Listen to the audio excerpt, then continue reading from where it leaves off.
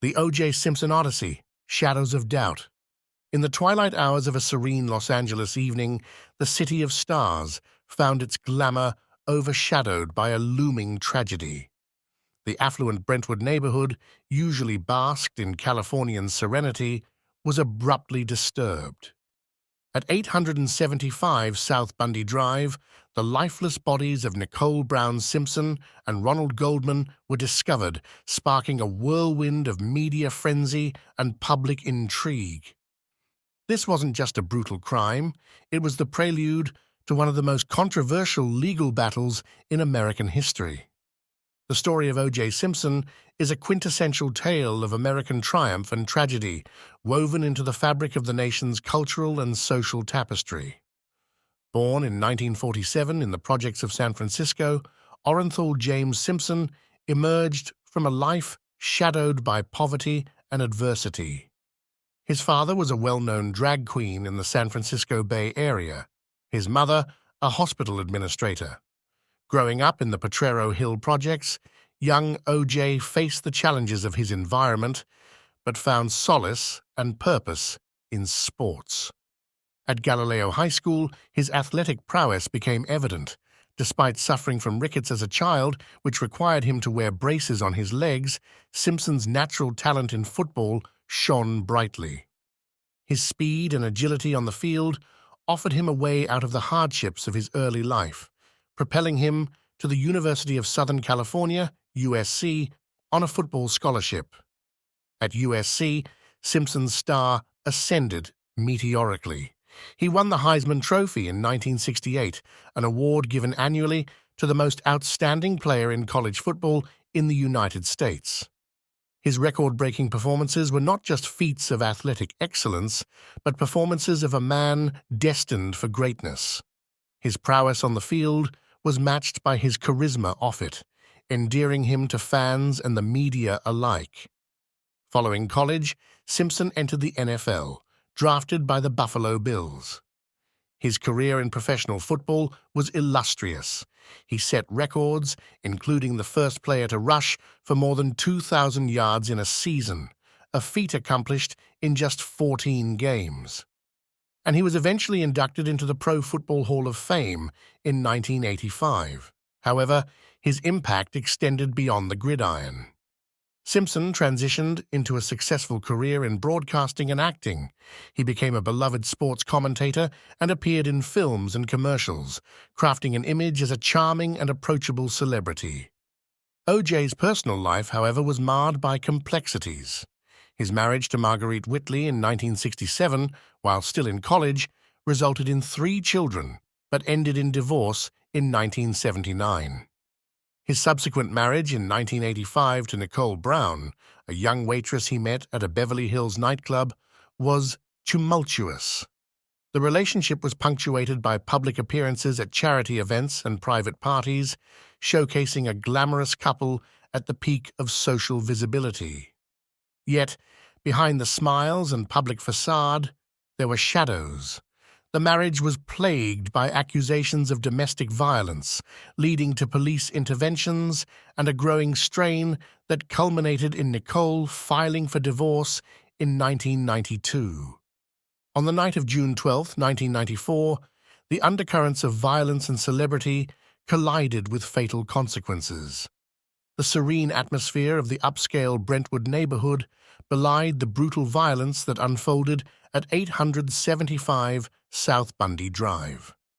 As Los Angeles settled into the quiet of the evening, Nicole Brown Simpson and her friend Ronald Goldman were savagely attacked outside her condominium.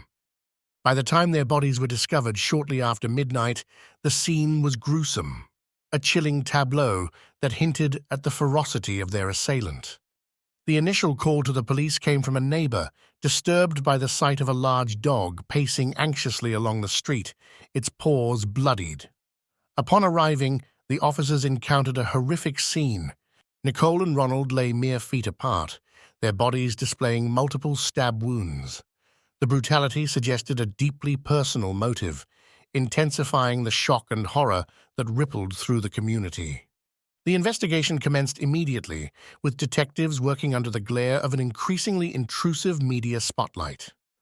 Initial clues quickly led to O.J. Simpson, Nicole's ex-husband, as a person of interest. His history of domestic violence with Nicole, well documented by police reports and 911 calls, painted a troubling picture of their volatile relationship. Moreover, the discovery of a single bloody glove at the scene, which seemed to match another found at Simpson's own residence, deepened suspicions against him. As the sun rose over Los Angeles the next morning, the media frenzy began to take shape. Television crews and reporters descended on the crime scene and Simpson's home in Brentwood, broadcasting live images that would captivate and polarize the nation.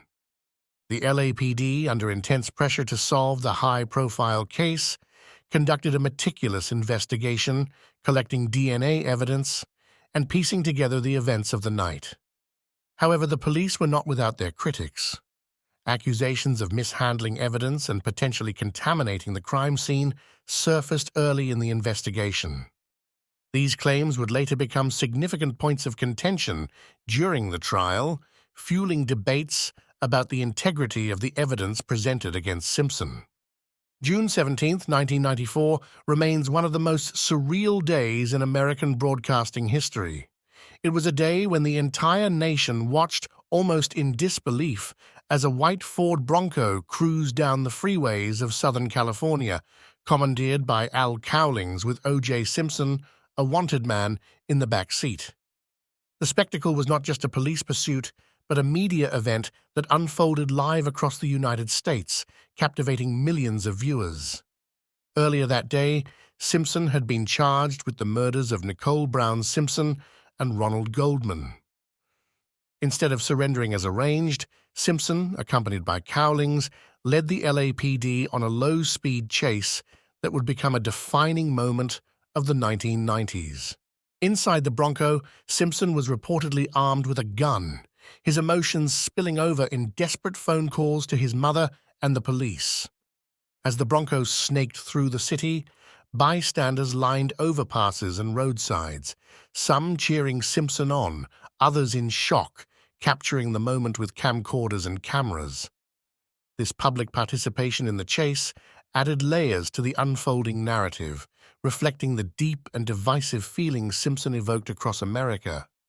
To some, he was still a hero wrongly accused, a symbol of racial injustice at the hands of a biased police department. To others, he was a murderer on the run, his celebrity status no longer a shield, but a spotlight on his alleged crimes. After more than 2 hours, the chase ended at Simpson's mansion in Brentwood, where he surrendered to the police amidst a throng of media and onlookers. The spectacle did not end with his arrest. The images of Simpson in handcuffs being led into his home by law enforcement were seared into the public consciousness, marking the end of one chapter and the beginning of another. The Bronco chase was not merely a police operation. It was a cultural phenomenon that underscored the growing nexus between celebrity culture, media spectacle, and the American legal system. It highlighted the power of television to shape public perception and the peculiar symbiosis between public figures and their audiences. The trial of O.J. Simpson, officially titled People of the State of California v. Orenthal James Simpson, commenced on January 24, 1995, and instantly became one of the most closely watched court cases in American history. It was not merely a trial, it was a cultural and media spectacle that brought to the forefront issues of race, celebrity, and the American justice system. The courtroom at the Los Angeles County Superior Court was transformed into a stage for a drama that captivated and divided the nation. Presiding over the trial was Judge Lance Ito, who found himself under an unprecedented media glare. The prosecution team, led by Marcia Clark and Christopher Darden, faced the daunting task of piecing together a narrative of brutal murder against a backdrop of intense public scrutiny and a highly skilled defense team. The defense, known colloquially as the Dream Team, included Johnny Cochran, Robert Shapiro, and F. Lee Bailey, attorneys whose prowess and strategic acumen turned the courtroom into a battleground of wits and legal expertise. The prosecution argued that Simpson, driven by jealousy and a history of domestic abuse, brutally murdered Nicole Brown Simpson and Ron Goldman in a fit of rage. Their case was built on DNA evidence, a relatively new science at the time, along with the infamous bloody glove found at Simpson's home and a matching glove at the crime scene.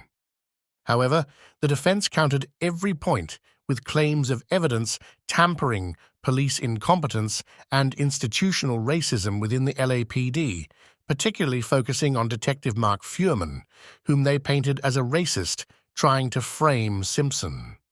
One of the most theatrical moments of the trial was the demonstration of the glove. Darden asked Simpson to try on the leather gloves found at the crime scene in his home.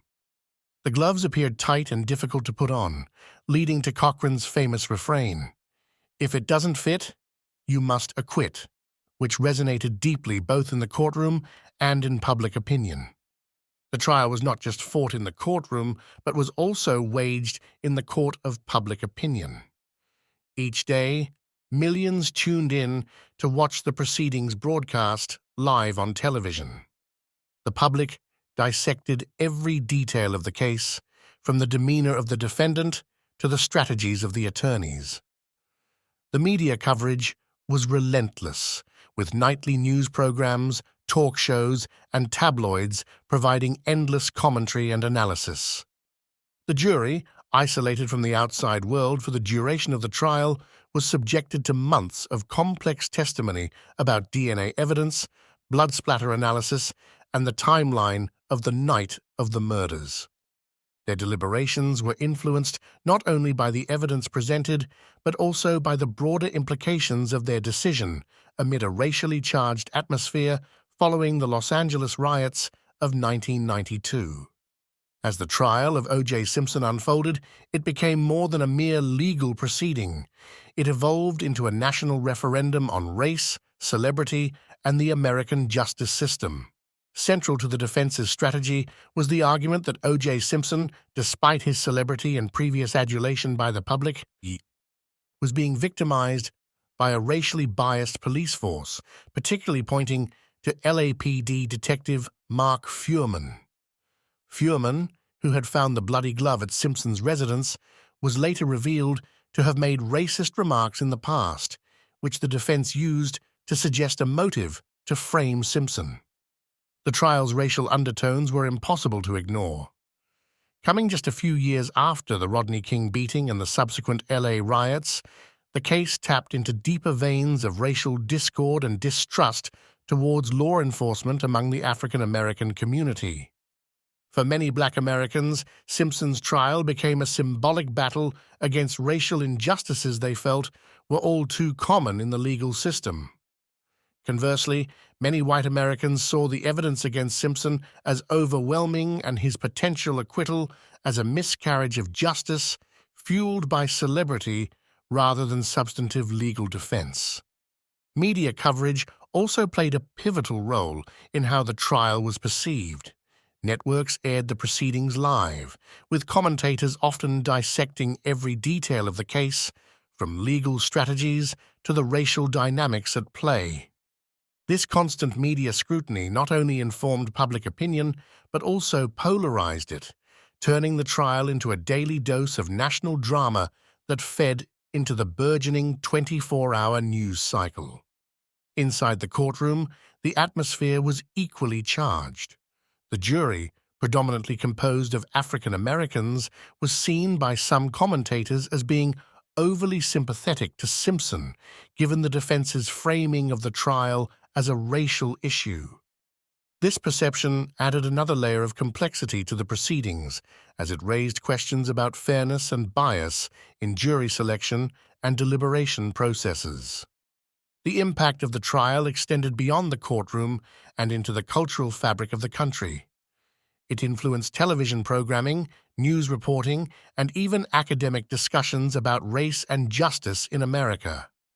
The trial also sparked debates about the celebrity influence on justice, as Simpson's fame and financial resources allowed him to assemble a team of high-profile lawyers who effectively used the media and the theme of racial bias to sway public opinion and, potentially, the jury. On October 3, 1995, after less than 4 hours of deliberation, the jury delivered their verdict. O.J. Simpson was acquitted of the murders of Nicole Brown Simpson and Ron Goldman. This verdict did not merely conclude a trial.